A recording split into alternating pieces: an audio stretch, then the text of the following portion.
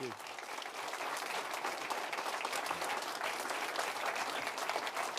Good morning, everyone. Thank you so much. Lovely welcome there. I'm just looking around the room. I see a lot of faces who've been on this journey with me for a long time. Many of you, you know who you all are. You've probably got a feeling of déjà vu, don't you? You've probably got that, but don't have that, because this time we're going to do it, right?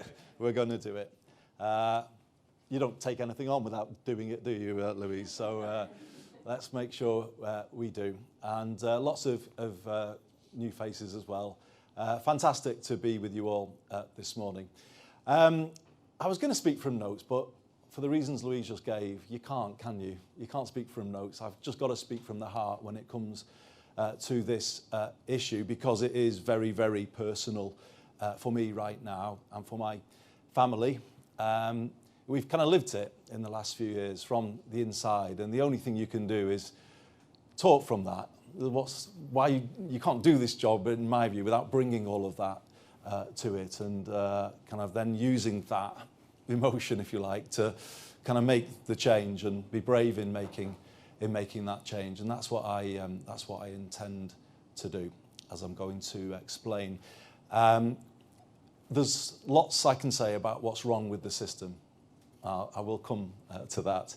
But I want to start with what's good about the system, because sometimes when we talk about social care, we don't do that enough, do we? And I see so much good in terms of the journey that we've been on.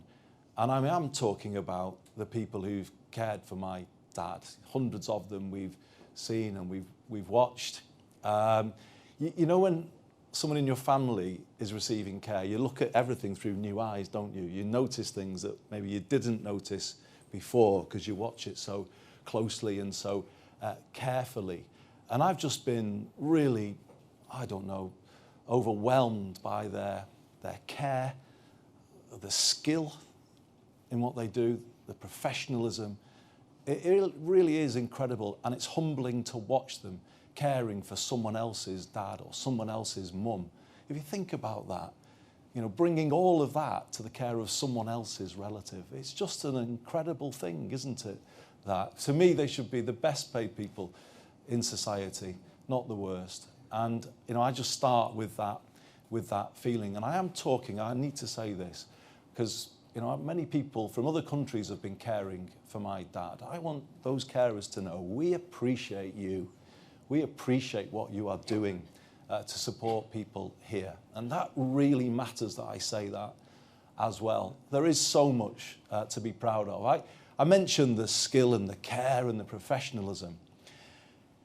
I watch sometimes how people communicate with my dad, and they're able to catch a moment of the old character. It kind of just will come out because of the way they draw in the conversation. And that is an amazing talent to have. But also moving from a wheelchair to an armchair, or from there to a bed without distress or discomfort, it is incredibly demanding and skillful what they do, and that needs to be recognised. I also want to recognise the good organisations, care organisations in all sectors. And as Louise said, we are really lucky to be in one today. I visited Jewish Care here in Enfield with the Member of Parliament, Sarah, 10 years ago, just about. And I remember thinking, well, this is the gold standard. This is how it should be. And we're lucky to have a sister organisation in Manchester called the Fed, leader of Bury Council here today, chair of the LGA. He knows what I mean when I say that's whole person care, Eamon, isn't it? When you know it when you see it, and you see it there at the Fed, you see it here at Jewish Care. I see it at the faith-based charity who run my dad's care home. I see the same. I see good in all sectors. And let's celebrate the good in social care before we turn to the things that we know need to be better.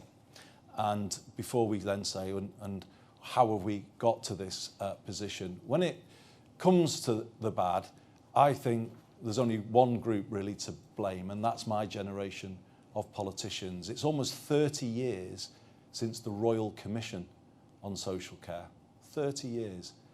And in that time, what did Yvette say? 22 reviews. I mean, it's a major dereliction of public duty that Parliament has not faced up to this, of all challenges, something so fundamental to life as this. It's shameful, to be honest, that politicians have put point scoring before fixing this issue. But that's what's happened. It's created a feeling in Westminster that this is too difficult. And if you take it on, you're taking on too big a political risk. Or how come we've got to a position where it's too difficult to fix the basic care that we give to each other, that fellow human beings receive? I mean, how has Parliament got itself to that position? And there is something here that is a test for the political and the media culture in this country when it comes to this issue, how it's spoken about, how it's reported. It's for everybody. Everybody needs to take on board what is being launched today with this big conversation, because I think everybody needs to engage in it responsibly, needs to remember who they are talking about, what they are talking about, the people who work within it, and to do it respectfully and to do it accurately. I just think that's a really important starting point, and I feel I need to say that. Because the current situation, frankly, is bad for everybody. It's certainly bad for the people who don't get the care that they need. It's estimated today in England around 2 million adults have unmet care needs. Now, think about that for a moment and what that means.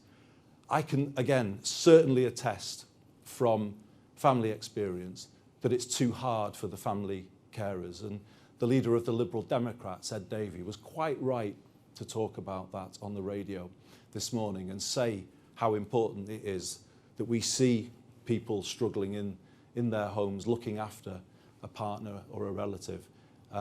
It can break people if they're kind of left without that support that they need. In fact, it does break people, and that needs to be recognised. It needs to be recognised that people can see everything they've worked for wiped out by the costs of care. Hundreds of thousands of pounds can just disappear paying for care. Adults with disabilities will say that they face very unfair care charges just to live their life. That needs to be recognised. And let me come back to the staff doing what they do on poverty pay. I've been made aware of somebody homeless working in a care setting, living out of a mobile home. Just again, think about that. How can we enable those staff to give a real sense of security to the people they're looking after if they do not have it in their own lives? And it makes what they do all the more remarkable that they do care in the way that they do. But we cannot take them for granted, and we must not do that. So it's bad for everybody in this, but it's also bad for the National Health Service. And let me just say something about that. Again, I've had experience in the system as it currently is, which is trying to give out care in 15-minute slots, because honestly, that's all that councils say that they can afford for many people. It's fine if the needs are moderate and you can complete the task within that time slot. But what if they're not? What if the needs become moderate or severe and you try and carry out everything within 15 minutes? I can tell you from experience that that can be a recipe for quite significant chaos if you are not careful. And it leaves the staff in a really difficult position, because often what they are told, if they have a problem and they can't complete what they're doing, ring 999. Ring 999. And I heard a few kind of yeses in the audience and a few nods. I know, and I'm saying this, there'll be people watching who know what I'm talking about. That can be a really frightening experience, because it often isn't the case that that person needs hospitalisation. In fact, you could say it's the worst place for them to end up. But once that process is underway, it's very difficult to stop the drag of the system into hospital and then everything that comes from that. That's bad for the NHS too and the staff who work there. It's a lose-lose situation, because often people then spend a long time in A&E, a long time in hospital, but then fit to be discharged and can't be discharged. It just is a pressure that the NHS struggles to meet. And look at it in the numbers. Today, or on the latest figures, about 6 million people, just there or thereabouts, over 65, are going to A&E every year. Now, some of those will be from social care settings. If you go back to 2010, it was about half, roughly 3 million. So you can see that change in that period. Last month, 13,600 people were deemed medically fit to be discharged, but couldn't be.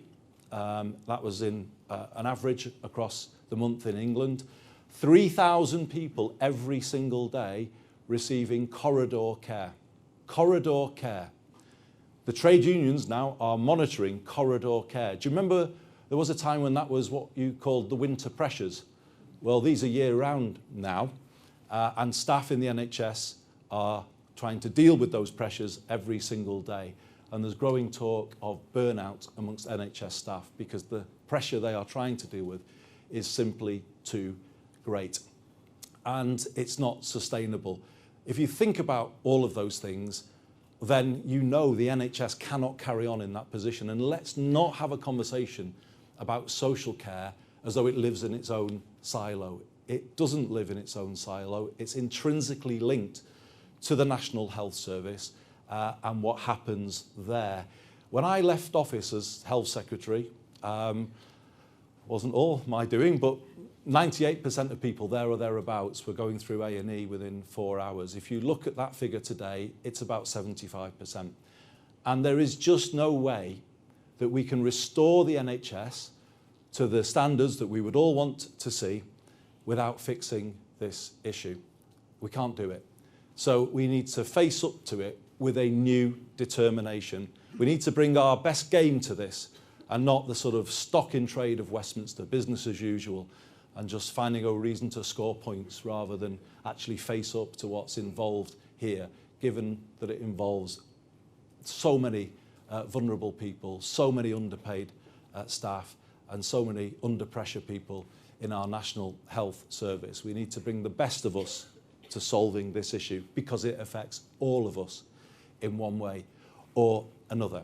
So that brings me then to what I want to announce today. 3 announcements, and you've already got a flavour of some of them, but this is what I've decided to do coming into office to bring things forward. And the first thing is to ask Baroness Casey Louise to bring forward her review by a year. So working with Yvette and with Angela and other colleagues, we want to expedite that review. We ideally want to do it even sooner, but we've got to be realistic. But if we say a year from now that we have that independent review, then I think we can rise to this challenge with the urgency it requires. So that's the first announcement. And let me also just say something about what I want that review to address. I go back to what we proposed in 2010, and Phil Hope was Minister at that time, a National Care Service. A National Care Service. Well, why do we talk about that? Because we need to talk about a system that can become highly integrated with the NHS. Social care is different. It has to be person-centred. If it's not person-centred, like the brilliant care provided here at Jewish Care, then it won't be what people would recognise as social care. You don't want to over-medicalise care, but it has to be very integrated with the rest of the system. It has to be preventative in its character. It has to be person-centred. And that's what we're asking Louise to give us her report on. How do we deliver a national care service in England that sits alongside the National Health Service, works in a similar way, that is highly integrated and can optimise the journey of a patient. If a patient's leaving home to hospital, back as quickly as possible, and there's no delay. We also then ask for a principle of home care wherever possible, so that we have an approach that supports people where they should be and often where they want to be, rather than ending up in a hospital bed. So how do we deliver a national care service? And there are different ways of doing it. You could do the fully fledged version, or you could do a lesser version, and you could do something in between. And then you have the question of how you pay for all of those options. But that's the stuff of the review, and the big conversation will feed that review. And again, I would ask everybody to engage with it in that way. The second announcement is to immediately, and not wait for the review, focus on the social care workforce. We already have a situation where the government has agreed a fair pay agreement for social care staff to come in financial year 2028-29, and that is a major step forward. And I pay tribute to Keir Starmer, the Prime Minister, as was when that was brought forward. That is a massive building block of a national care service. And what I'm going to ask the ministerial group led by Yvette, Angela and John Healy joining too, will be to look at how we turn the fair pay agreement into a bigger reform to improve the social care workforce, to lift it up, to lift it closer to NHS standards, in fact, to integrate it more with the NHS workforce, and actually to start to think about progression routes for young people coming into social care, so they can progress from social care into NHS positions as well, and think about it as one workforce. We will not get the care service we all want until we improve the strength and the capability of care at the very front of the service. And that means lifting up the social care workforce as best we possibly can. Yes, in terms of pay, but also in terms of training and the wider support we give them, the security of their roles. And that is the commitment I'm giving today. That is an essential enabler of the reform that we wish to see. The third announcement is to start right now initiating cross-party talks on social care. And yes, I have been here before, and yes, I do have some of the scars of that, but it's the right thing to do. I stood on the steps of Downing Street just a few days ago, and I said I wanted to create a new way of doing politics in this country. More problem solving, less point scoring. And this is the first big test of that. And I mean what I say. We won't fix this through politics as usual. We have to bring a different approach. And I'm really pleased that today I've invited both of the main parties that have written to me to start those talks. And they will begin later today. And the thing is, if you know me and you know what I've said on this issue in the past, if you were to search what I've said about social care, you will see it all, and you will, some of you are writing stories about what I've said. And I stand by what I've said. But here's the point. Ed Davey was right about this morning. We're all going to have to give and take here, aren't we, if we're going to get to a solution? We're all going to have to listen to each other, something we don't do particularly well in politics. Actually engage and listen to other perspectives. We're going to have to find common ground here. If this is to be a lasting solution, it requires common ground to be found. And then ultimately, you would hope, a new social consensus can emerge about social care. So all of that is required if we are to get there. And that process starts today.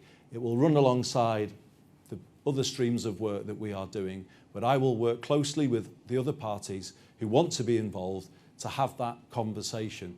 But what I would say in closing is I'm not going to be deflected by the point scoring or the screaming headlines that comes out of that point scoring. That is what has set back social care. And I come back to this point about the political culture of this country and the media culture of this country. If we're trying to shut down the fact that you have a serious debate about an issue like this, if that's what that is trying to do, well, it's shame on all of us if we let that happen, if we say, well, I'm not brave enough then to go into that.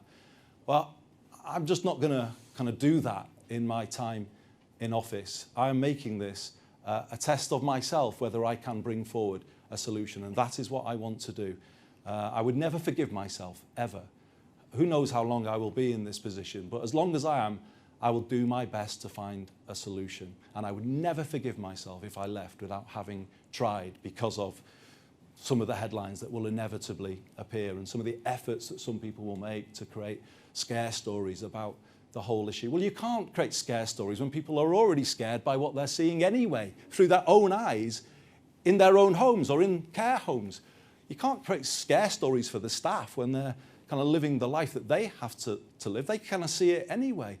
And, you know, you can have as many headlines as you like about this tax or something else, but when people are losing hundreds of thousands of pounds, everything they've worked for, well, what about them? And it seems that those stories don't really often think about the people who've already lost far, far more, and that indeed almost lost everything. So that's the way I'm coming at it, and I'm no doubt more of those headlines will appear. But I'm just going to be really clear about this. I'm going to stick this out. I'm going to back Louise 100% in what she is doing and her review. I'm going to back Yvette, Angela, and all of the ministerial team as we face up to this together. We're going to do it with strength. We're going to do it with resolution. I'm going to work and reach out with the other political parties, and that's not just a kind of passing statement today. That's a commitment that I'm making today. And why am I going to do it? Why am I going to do all of those things for my dad and the millions like him up and down the country? Thank you very much.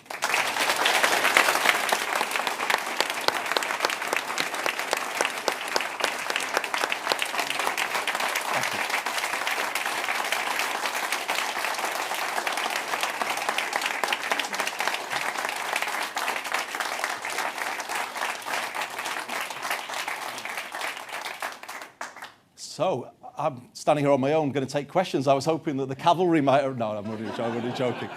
Alison Holt I've got first from the BBC. Alison. Prime Minister, we've had plenty of cross-party talks before. As you know all too well, what are you going to do differently this time, which will lead to a different result? And if I may, today's short notice talks, some have called them a show. Are they? And can you get meaningful change before the next election and more point scoring? I think in terms of what will be different this time, Alison, if I look back to that experience that I had as Health Secretary in the 2005 to 2010 Parliament, we probably left the reform too late in that Parliament, and it got too close to a general election.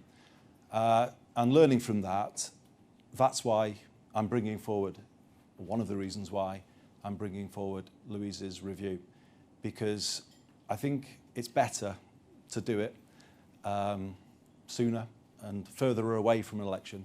And that answers another story for the media, doesn't it? That there's no election on the horizon. I think it's best to deal with it early and to listen, because often what we can do is then drop a solution out late. Engage now. Don't have cross-party talks when a solution is emerging, again, which is what we did back then. Build it with people. So do it now. Get people in now and start talking, understanding the different perspectives. I don't know whether it's possible to find agreement, but let's give it a try. You mentioned late notice. Well, I had two approaches at the weekend. I had a letter from the Leader of the Opposition and from the Leader of the Liberal Democrats. Would I engage? And so, well, I said yes. You know, so I don't think it's... When I've been asked, I was only responding to that ask. But I'm glad that we will have those talks today with the Shadow Health Secretary and the Leader of the Liberal Democrats. But it's just the start. And no, it's not for show. How could it be, given what I've said this morning? This is huge for me. I know that this will require me to put what political capital I have on the table, and it could sort of wear down that political capital in some ways, but I'm prepared to do it. I'm prepared to do it because this has gone on too long. The risks of failing to act are too great. Thank you. Rebecca Barry from ITV. Probably should keep this with me, shouldn't I? ITV News has revealed some shocking failures in social care. You saw that in our report that was broadcast just last night. Can the government realistically transform social care without raising taxes? Well, I would start by saying this is a question of standards within organisations, and we're in one today that meets the highest standards, and we praise Lord Levy and all of the team here, but we also know that care is variable across different organisations. There's good in all sectors, I said that at the start, but there's profiteering in this sector as well, and there is unnecessary and dangerous cost-cutting at times on the backs of vulnerable people, and that is fundamentally unacceptable, and I'm pleased that ITV has exposed some of that poor practice in recent days. Is it possible? I think more is possible from within existing resources, and the things that I've talked about today, particularly around the workforce, will be fully funded. So let me just be clear about that. I think it is possible from existing budgets to do much more. I mentioned that whole thing of people coming into hospital unnecessarily from social care settings, then having a long length of stay in hospital as a result of that unnecessary admission, and then a long period where they're medically fit to leave but can't because the care is not available. Now that very last bit has been, I think it's been estimated, that costs the NHS around £2.5 billion a year. But if you add all of it up, you are talking several £billion a year is lost from the lack of a preventative front-end social care service that's well supported. So I think we owe it to the public, before we talk about tax rises, and I know Louise will help us with this, you first have to look the public in the eye and say, are we doing everything we can do from within what we've got? And I don't think we can say that, because we've taken a different approach to funding local government than we have to the NHS. But the effect of that has been just to pile pressure on the NHS, and we haven't got the incentives right between the two. So I think, firstly, you have to do more with what you've got. But I think Louise indicated some of what we would want to do in the fullest sense will require difficult decisions. But we will be honest with people about those. We will put them before the country at the right time, and we will hopefully proceed with people's consent. Next one, sorry. It's Sam Coates, looking right in. Sam Coates, Sky News. I was hoping to get your instinct on a couple of areas of the social care debate. Do you think that you can only get funded care if you've got assets of less than £23,250? Do you think that figure is now too low? And do you think the fact that 85% of care homes run on a for-profit basis, do you think that figure is too high? And I hope people in the room don't think that this is crass, but it's a linked topic that is linked in the minds of the public. What's your position on assisted dying? Okay, 23,500 I think is the threshold. So just so everyone watching knows, if people are, whatever you've got, home, pension, savings, can be whittled right down to that floor.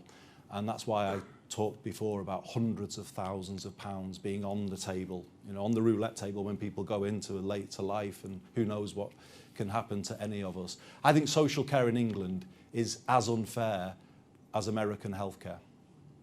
The vulnerable pay with everything, and it can completely leave them with nothing. And you know, that floor has been in place for a long, long time, and common sense says it can't be fair. Obviously, the Dilnot report looked at that, at those issues, but we're 10 or more years on from Dilnot now. So, you know, those issues will have to be looked at. But it's not the case that the funding and the paying for social care is the only issue. As I've said before, there's a whole other set of issues here that have to be considered. I think the review should look at practice across the system and where the best care is to be found. I'm not saying today that you know, one sector is too big and therefore it will need to change, but we do have to be sure that there isn't profiteering in the system. I think that is where we absolutely draw the line. There are good organisations in all sectors, but what we cannot accept is money being taken out. And we actually do see that happening, not just in adult social care, we see it in children's social care too. And I think we do need to kind of make some changes there to answer the question that I was answering before about making the most of the money that we've got. And then let me come to your third point, Sam, my position on assisted dying. I take the view that that debate, and I don't say that there shouldn't be a debate at some point about those issues. Personally, I think there's something that needs to happen first, and that's the fixing of the funding of palliative care and social care. I think it is very challenging to introduce that wider debate in a context of people not receiving that care and having the peace of mind about that care. And that's the way I kind of see this, and that's the position that I will stick to. Daniel next from The Telegraph. Hello, Prime Minister. When you did your big conversation back in 2010, you came out very strongly in favour of compulsory insurance. Is that still what you're minded to bring in? You also ruled out tax rises. Is that something you can rule out now? And can I just ask another question on defence? Can you commit to 3% on defence by 2030? Oh my goodness, that's getting your money's worth there, Daniel. So, I mean, I'd said before that I have views that are on the record, but life has moved on from when I was first looking at social care in 2010. We are in a difficult world from a financial point of view. And I would come back to what I said a moment ago. I can feel whatever I want to feel, but if I want to persuade others and get a cross-party consensus, you don't just go in and say it's got to be my way and that's it, because how do you persuade people? I think there are kind of ways of looking at this that could include a more voluntary approach initially, or could include a roadmap to a reformed social care system. To come back to the tax point, I will stick to the manifesto. That is important. There is a manifesto, there are commitments there on tax, and I will stick to those commitments. When it comes to defence, obviously those commitments too relate to the Parliament after this one. In terms of our NATO commitments, I have been very clear that we will honour those commitments. It does mean being prepared to look at challenging issues. There is that challenge about young people not in education, employment or training. I've shown a willingness this week to face up to some of those issues and start looking about how we move to a situation when we're investing in people's success rather than paying for failure. I think as a country at the moment we're doing the latter. We're paying for failure, and we're paying quite a lot actually for failure. I've talked about the cost of that to the NHS in terms of failing to fund social care at the front end, but I think that's also true of young people. We don't have an education system that supports young people who want technical qualifications. We don't do enough to support young people with special educational needs and disabilities through the school system. Kids with mental health challenges wait for months, even years to access that treatment. You know, then young people are going on to benefits in their 20s. It's the same argument. We've got to start investing in success and helping people succeed rather than paying for failure. And if we change those things, then we will open up the way of meeting our commitments on defence. Millie from The Independent. Thank you, Prime Minister. Millie Cook from The Independent. Can you guarantee that people will no longer have to sell their homes to pay for care? And as you've acknowledged, you and others have tried to reform social care before. Looking back, what do you believe that you got wrong, and how should voters trust that this time will be different? In an ideal world, I wouldn't want anybody to have to sell their home to pay for care. I think it's a really awful process for those who live through it. You know, the whole thing of children taking power of attorney and then dealing with parents' finances. I think the whole thing is horrendous for those who live through it, and they see everything that their parents have worked for just whittled away in front of them, paying for care that often isn't good enough care in terms of what you would want for your mum and dad. So I think the system isn't right, and in an ideal world, no, I wouldn't want to see that. If I go back to what Daniel mentioned and the proposals I put forward, it was intended to stop that.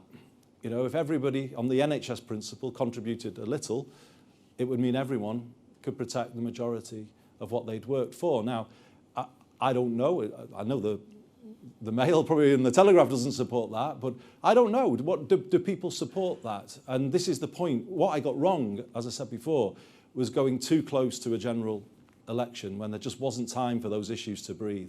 And I do ask colleagues in the media again, can we not let the country look at this in a quite clear-eyed way without all of the hype and the sort of the overwriting of some of these issues? On this issue, I just ask it again, on this issue, please, can we have a factual debate? Can we allow people to weigh up the different options that Louise might put forward and then just come to a considered view based on those facts? Is that too much to ask? I don't think it should be too much to ask, because I think the public will give us their view. They'll make it really clear what they feel they can accept and what they can't. But what we won't get to that point if there's all of this stuff swirling around and everyone frightened about everything. That just won't get us there. So we're all in this together.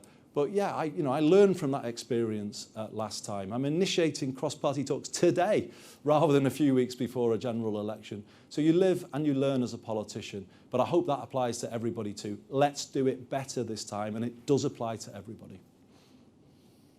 And I think, have I got anyone else to call? I'm just looking to, bear with me. Oh, sorry, Chris. Yeah, I see other hands, and I don't know if we're going into a wider Q&A, unfortunately. Thank you. You mentioned that one of the reasons why the previous 22 efforts had failed is that people were scared about headlines about tax. Is one of the aims of this national conversation to explain to people what they stand to gain by reforming the current system and therefore make them more willing to consider those trade-offs in terms of how you pay for it? And you mentioned several different problems there. There's catastrophic costs that people face to have to sell their homes. There's eligibility through means tests and other criterion that means people get the help. And then there's the quality of care, which is provided by low-paid workforce reliant on immigration. Those are different challenges. So which of those do you prioritise? Well, we look at them all in the round, is what we do. Because I think one of the failures, again, going back to what we got wrong in the past, has been just to look at one element of social care. Often, how do we pay for it? And how does it affect the individual? Those are important issues, but it's not the whole story. You do have to look at the situation of staff trying to provide it, the pressure on the NHS that results. You have to look at it all in the round, because actually some of the financial solutions may come from doing things differently and unlocking the unproductive spending that we have in other parts of the system. The issue is whether the big conversation will be allowed to open up these issues. That's why I was looking to Louise to see whether she wanted to come back up and just say something on this. The big conversation would be the place where those options could be put out there and people could give their view on their options. It's an independent process, so it's safe in some ways from government coming in and saying what can and can't be said. But Louise, it's over to you. Yeah, I think it's just really important at this stage that we don't over-manage with kind of letting, dare I say it, media decide what questions we should be talking about with the British public. So my view is we need to involve the public in what they think care is, what they want to do themselves as families, what they think is reasonable, what they think they need help with. It's as simple as that. Some of those things can be really small, and yet as a system we make them really difficult, through to them who they think they are prepared to support and who they think their taxes or any other form of personal money should support. And we go through the gamut of all the options. I think it's fair to say that there has never been a national care service. There are colleagues in the room today that are doing the best thing they can to manage a pretty flawed system. Nobody at any point before this moment said we want to have a national care service, and so we need to look at everything in your list But the most important thing is we have to involve the public in actually helping us shape what that looks like. And I think that's the most important part of today. And I'm not avoiding your question, I'm just telling you the truth. Prime Minister, I'm afraid I'm being looked at by your staff, which I have to say I still find frightening after 27 years. You find something frightening? No, I don't believe it. I pretend I do anyway. But so I think everybody. the point now, if it's okay, is if anybody would like a quick chat with Andy, he's really happy to. But we need to just get up and get moving because we've got cross-party talk. Sorry, Andy.